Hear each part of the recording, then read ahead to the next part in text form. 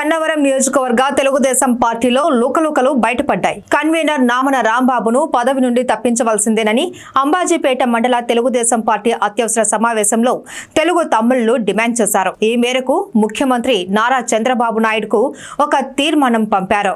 అంబాజీపేట మండలంలోని పలువురు నాయకులు, తెలుగు మహిళలు నందంపూడిలో ఆదివారం అత్యవసర సమావేశాన్ని ఏర్పాటు చేశారు. ఈ సందర్భంగా పలువురు నాయకులు మాట్లాడుతూ నియోజకవర్గ టీడీపీ కన్వీనర్ నామన రాంబాబు కార్యకర్తలకు ఏమాత్రం గుర్తింపునివ్వడం లేదని ఆరోపించారు. ఆయనతో పాటు డొక్క నాదబాబు ఇష్టారాజ్యంగా వ్యవహరిస్తున్నారని మండిపడ్డారు. గతంలో చంద్రబాబు నాయుడు గారు ఇదేం కర్మ మన రాష్ట్రానికి అనేటువంటి కార్యక్రమం మనం చేయించారు. ఇప్పుడు ప్రస్తుతం ఉన్నటువంటి పరిస్థితి చూస్తే ఇదేం కర్మ మన రాష్ట్రానికి కాదు కానీ ఇదేం కర్మ మన కార్యకర్తలకు అని చెప్పేసి అనిపిస్తుంది.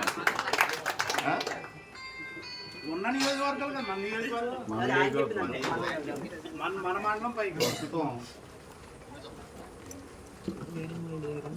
పలసీని గారు చెప్పినట్టు కార్యకర్తని ఏ క్షణంలోనూ కూడా ప్రశాంతంగా లేకుండా రోడ్ల మీద పడేసి తిరగండి అని చెప్పేసి అని మన అధినాయకుడు ప్రతి నిత్యం కూడా మనల్ని ఇబ్బంది పెడుతూనే ఉన్నాడు. ఆయన ఒక రకంగా చెప్పాలంటే ఇబ్బంది పెడుతూనే ఉన్నాడు. నాయకులు అనేటువంటి వాళ్ళు ఏమో ఆటలు పాస్ చేసేయటం, కార్యకర్తలు అనేటువంటి వాళ్ళు ఏమో భుజాన్ని వేసేసుకుని పనులు చేయటం, ఇదే మన పని.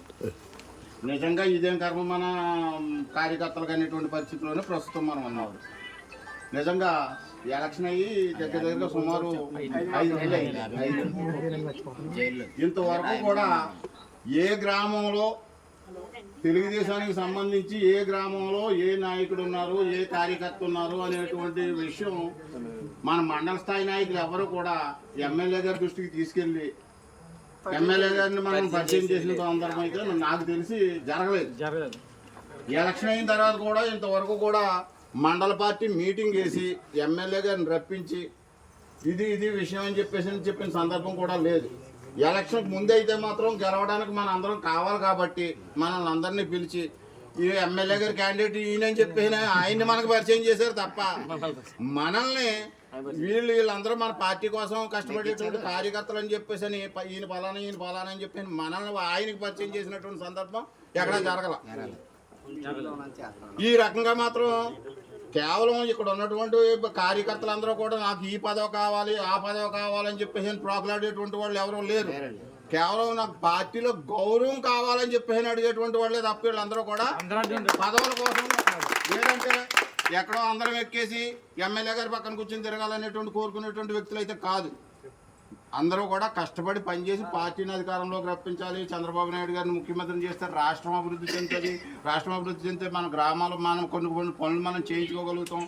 మన వెనకాల ఉన్నటువంటి చిన్న వాళ్ళకి అందరికీ కూడా ఈ పెన్షన్ ఇప్పించండి, లేదా ఈ హౌస్ లోన్ ఇప్పించండి అనేటువంటి చెప్తే పలానా సాయిబాబు గారి వాళ్ళ ఈ పని అయిందనో, లేదా పలానా కేశవ వాళ్ళ ఈ పని అయిందనో, పలానా పలసీని వాళ్ళ ఈ పని అయిందనేటువంటి విధంగా చెప్పుకుంటారని ఆ గౌరవం కోసం మనం ఏడుస్తున్నాం తప్ప పదవుల కోసం ప్రోకలాటం అనేటువంటిది కాదు.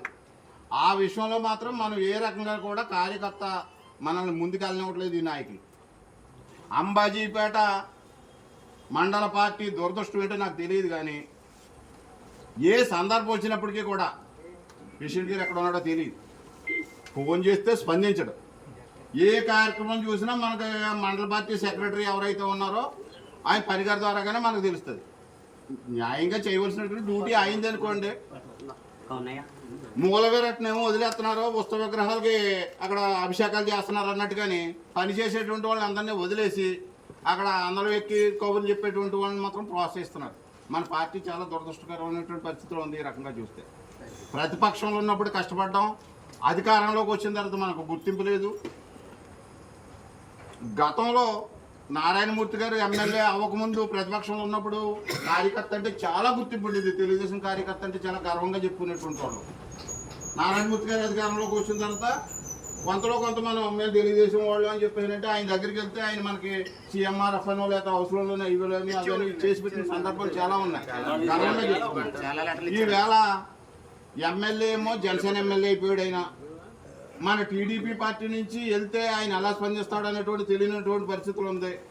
ఒకవేళ ఏదైనా సందర్భం వచ్చి ఆయన దగ్గరికి వెళ్తుంటే మనం ఎప్పుడు పార్టీలో చూడనటువంటి వ్యక్తులు అందరూ కూడా ఆయన పక్కనే కనపడుతున్నారు. మనం ఎవరో ఆయనకి తెలియదు. నిజంగా కూడా ఒరిజినల్ గా చెప్పాలంటే రూల్ ప్రకారం చెప్పాలంటే ఆయన పార్టీ వ్యక్తి కాదు. అందుచేత మనం ఎవరెవరు మన